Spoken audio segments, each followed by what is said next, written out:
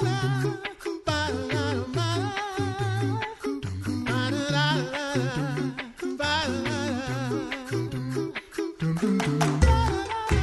listening to The Coffee Hour. I'm Andy Bates. I'm Sarah Golseth. We have a new series this month. Well, I'm looking forward to hopefully sharing several stories in this series during the month of September. I'm going to share some adoption stories with you. So fair warning, get your tissues ready now. Just because I cry at adoption stories doesn't mean everyone does. But so I'm excited to share these stories with you. Thanks to Concordia University, Wisconsin for supporting the Coffee Hour. Find out more about Concordia University, Wisconsin at cuw.edu. Live uncommon. Now, we did mention tissues, but the adoption stories and baptism stories are some of my favorite stories to share. So I'm excited to have with us today the Poss family. Joining us today, we have Landon and Teresa. Thank you so much for being our guests on the Coffee Hour today. You bet. Thanks for having us. Yes, thank you for having us. And there's another little voice we might hear from time to time, and we'll share her story as we learn more about the Poss family. So tell us a little bit about the Poss family, where you come from, and what makes the Poss family unique. So Landon and I met in 2015 via eHarmony, which was interesting. We had both considered religious vocations prior to that. We are Catholic, and so Landon had considered a religious vocation, and I had considered one several years prior to us meeting. We started a courtship shortly after that.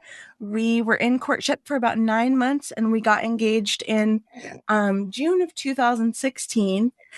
And then we got married in September of 2017. We had to schedule it around football. My dad's a football coach, and Landon's an avid football fan as well.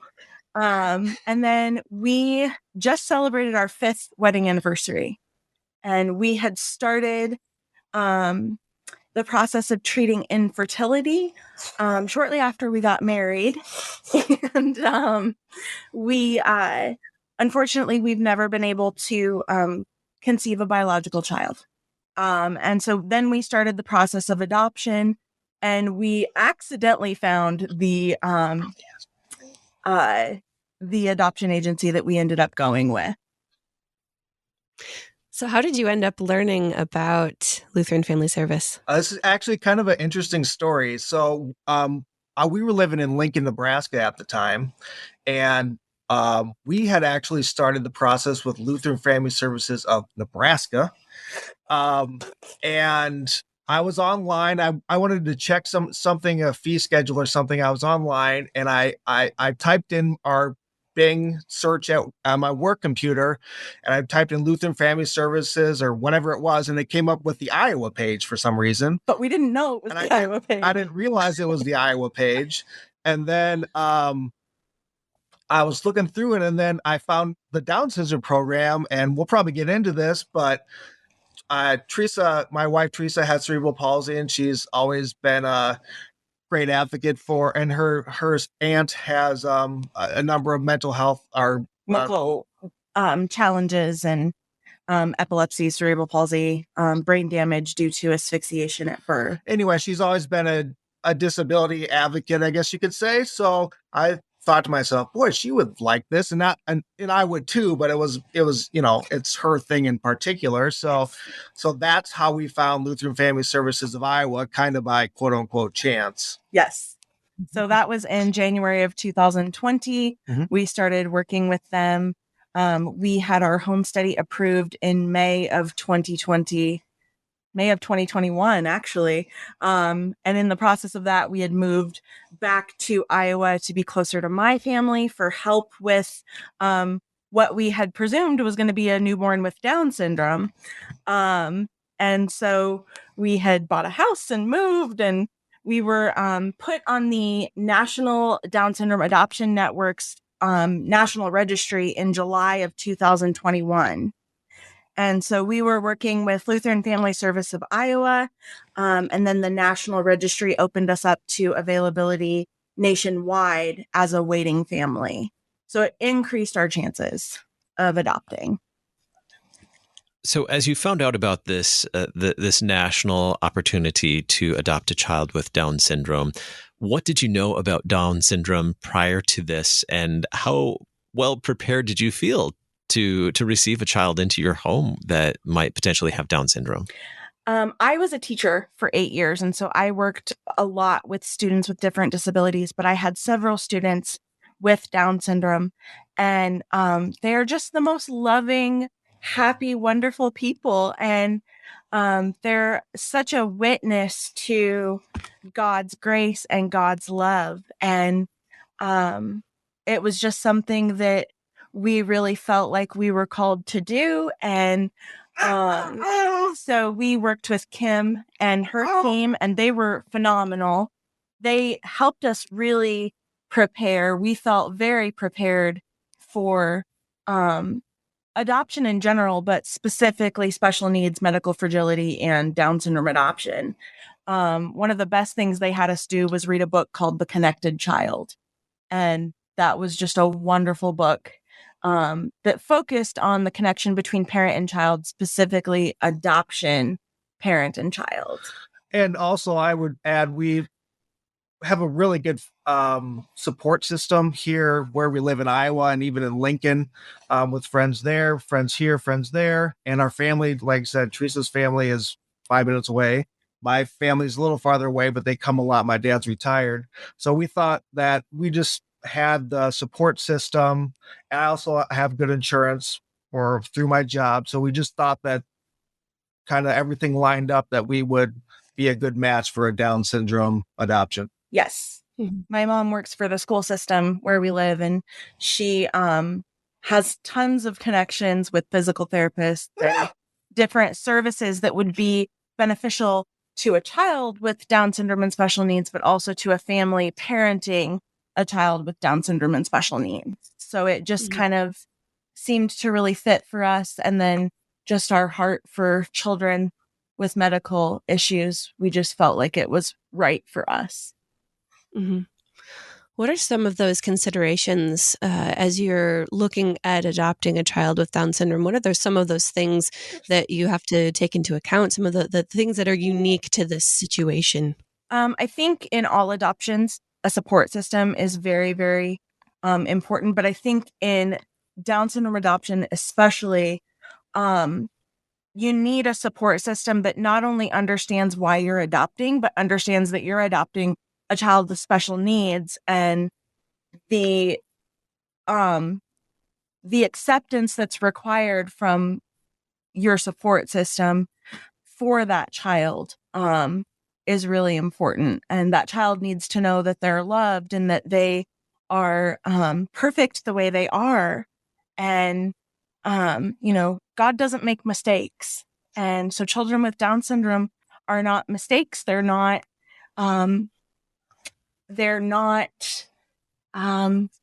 less valuable than any other person on the planet. And it's just important that the whole family, the whole friend system understands that as much as the adoptive parents, I think. I think the other thing is finding the local Down syndrome groups in your area. That was one of the first things we did. And they had been wonderful to us, and in helping us find resources and helping us find professional support and medical support because they've been through it. They're living it themselves, and so I think that's really important as well. So you did your homework. You did the things that Lutheran Family Service recommended you do to prepare. You did your home study. Yep. and did all your homework. And how long were you waiting until you got that phone call or email? We had a failed match in August of 2021, which was really, really difficult. And just as a reminder, our home study was approved in May of 2021. Yes. So we ended up getting, oh my goodness. We ended up getting our final match in November of 2021. Actually, on November 21st of 2021, we got our final match. And she was the 20th case that we saw. Yeah, because on the National Down Syndrome Adoption Network, they email out potential adoptees, and we had put in for a number of them and just hadn't gotten selected. So we finally did get our baby girl. So tell us about the day that you got word that there was a baby waiting for a family. We actually found out about our daughter on the day she was born, a couple hours after she was born. She was in Austin, Texas, and she was born via emergency C-section due to a birth injury. There was an unknown impact injury that birth mom sustained, and it resulted in some pretty scary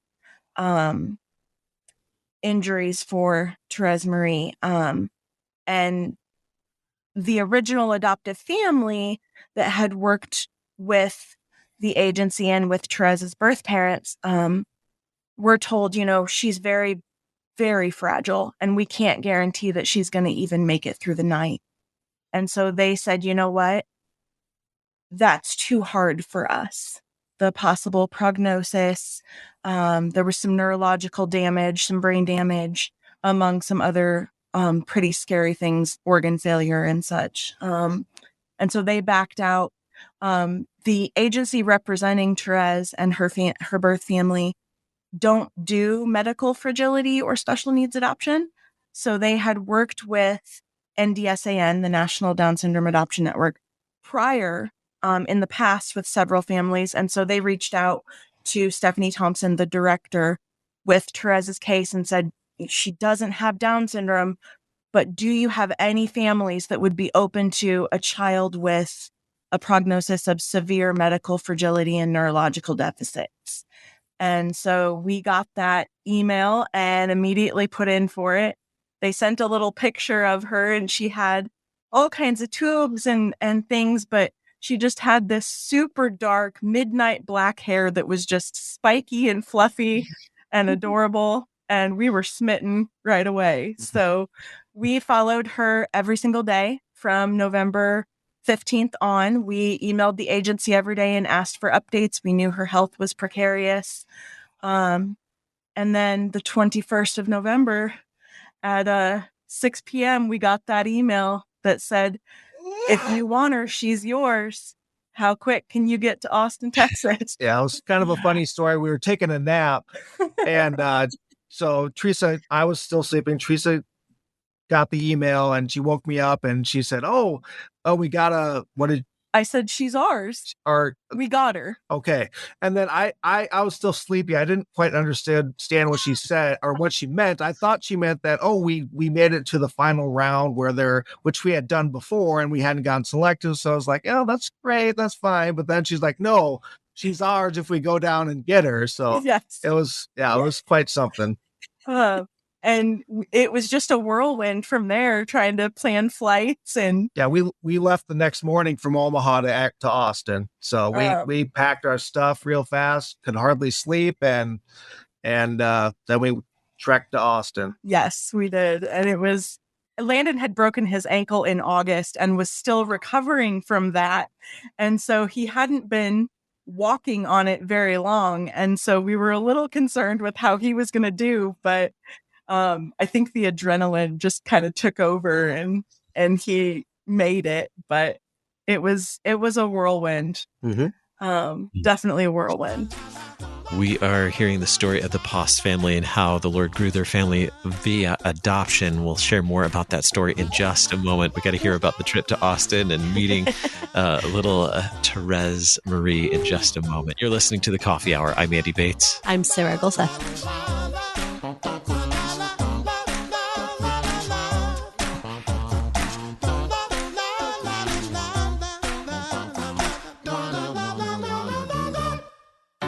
At Concordia University, Wisconsin, we believe you were created for a reason, to use your God-given gifts to help others, to live a life of self-sacrifice in a me-first world, to live a life that's uncommon.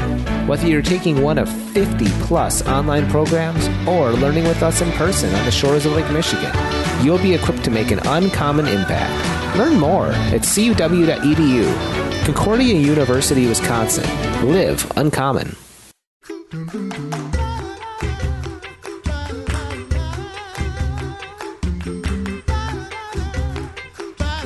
Welcome back to the Coffee Hour. I'm Andy Bates. I'm Sarah Golseth. We are talking with the Poss family today and how the Lord grew their family through adoption. Talking with Landon and Teresa, and you hear in the background little Thérèse-Marie.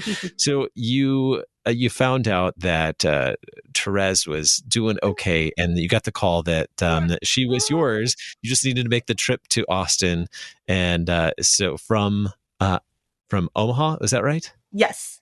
From Omaha to Austin, had to make this quick trip. Found out about it in the evening. Got on a plane the next morning. Tell us about making that trip and your first time meeting Therese. It was surreal, absolutely surreal. It was something we had imagined, but it was so different to actually experience it. You can't imagine it until you experience it. It's so different than the picture you have in your head. It's a million times better. And we got to the hospital and we got scrubbed into the NICU and we got to meet her. And thankfully our adoption representative in Austin caught it all on video. And here was this tiny little thing that was swollen from blood products and transfusions, and we couldn't hardly see her little face because she had a BiPAP machine that was helping her to breathe, and she had all these tubes and all these things, but she was just gorgeous. And excuse me here. So we got to spend about 20 minutes with her. She was pretty fragile, so they wanted to limit the amount of activity around her. So we spent about 15 minutes with her, and then we went and signed all of our paperwork, and the hospital allowed us to stay overnight in, they had a NICU family sleep room, so we were able to stay there. And then the next morning, we just, on very little sleep again, I don't think either of us hardly slept that night. We were so excited to go see her. We had to wait until 8 a.m. and I think we were up and dressed by like 5 a.m. And so we're waiting in this sleep room for 8 o'clock so we can go see our baby. And it was just amazing. It was just incredible. And then her story got super interesting. We were with her for about 20 minutes that morning. And one of the neonatologists came in and he said, we did an x-ray in the middle of the night and there was air above her colon. It could be nothing. It could be a bowel perforation.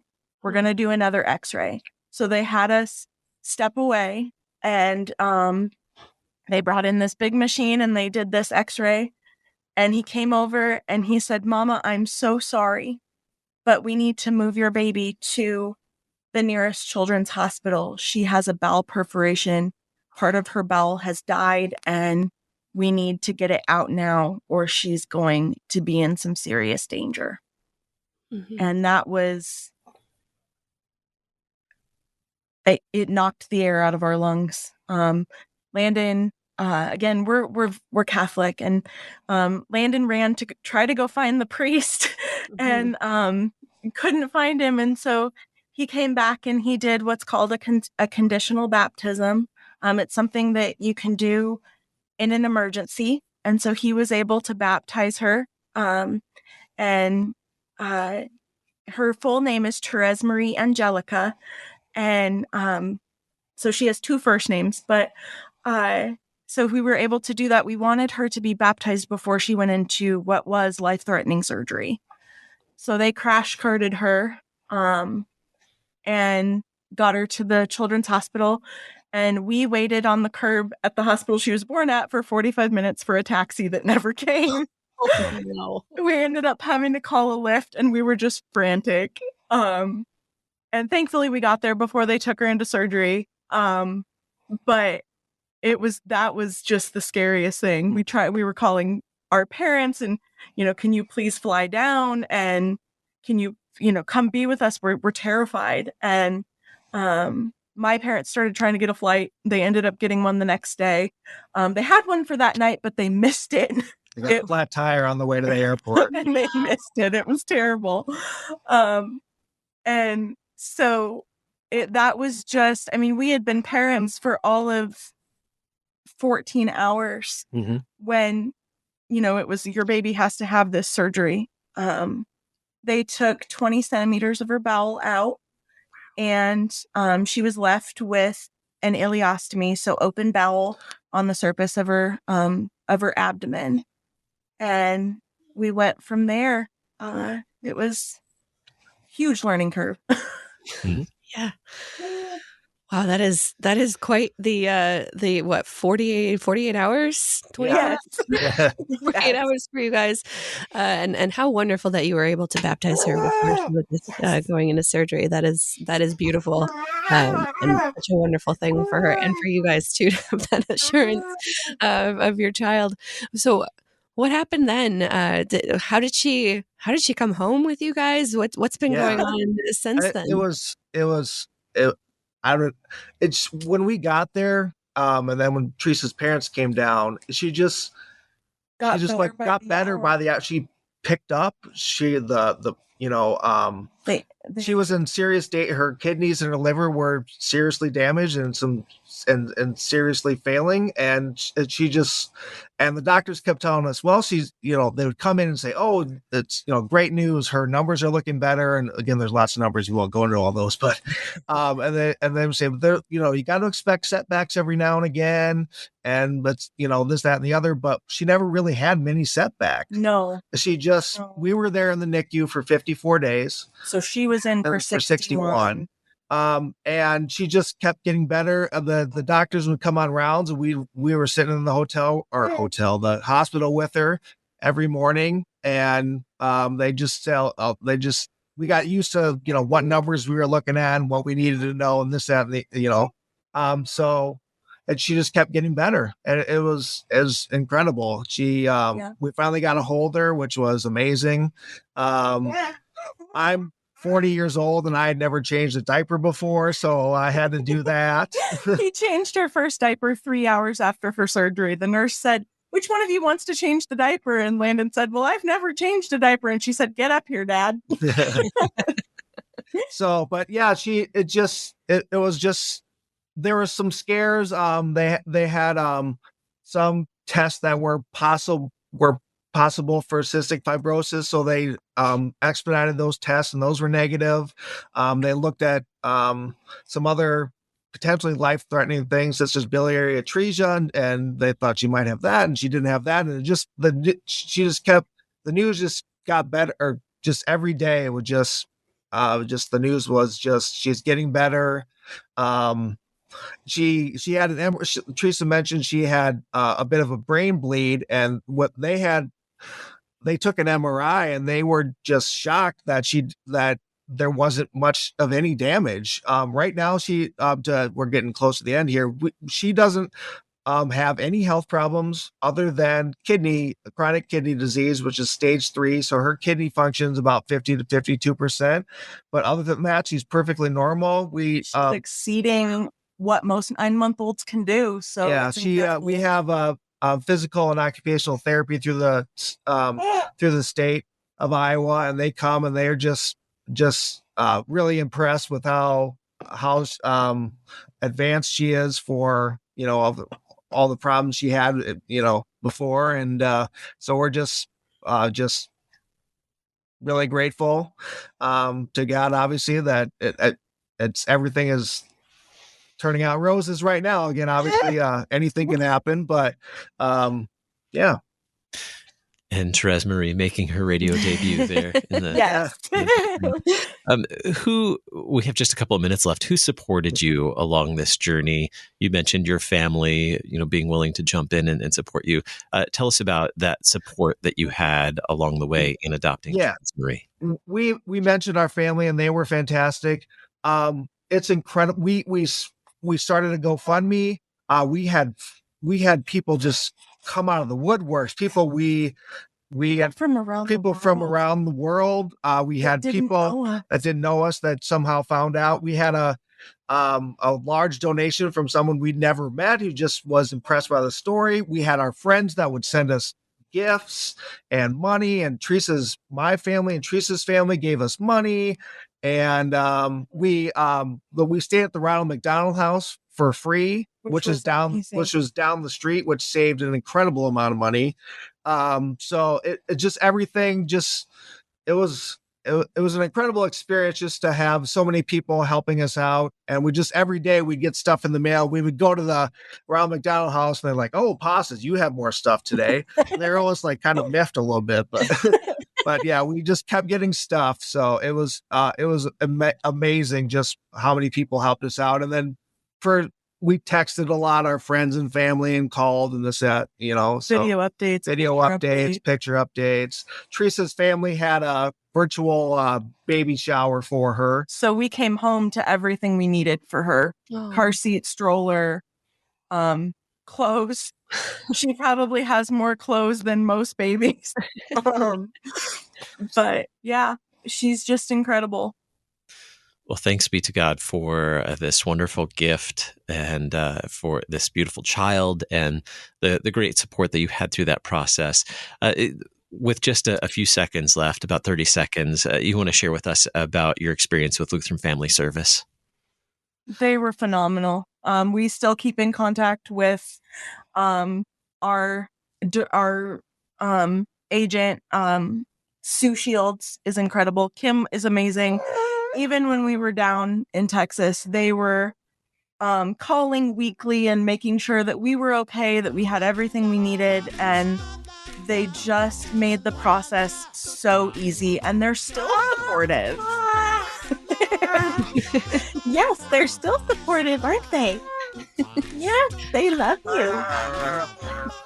Landon, Teresa, Thérèse-Marie, thank you so much for sharing your beautiful story with us on the Coffee Hour. Oh, you bet. Thanks for having us. It was really fun. Yes, thank you so much for the opportunity. You've been listening to the Coffee Hour. I'm Andy Bates. I'm Sarah Gulseth. The Coffee Hour with Andy and Sarah is a production of KFUO. To support the Coffee Hour and KFUO Radio, visit KFUO.org. You can also text KFUO to 41444 or send an email to gifts@KFUO.org. And you can call us at 800-844-0524. KFUO. Christ for you, anytime, anywhere.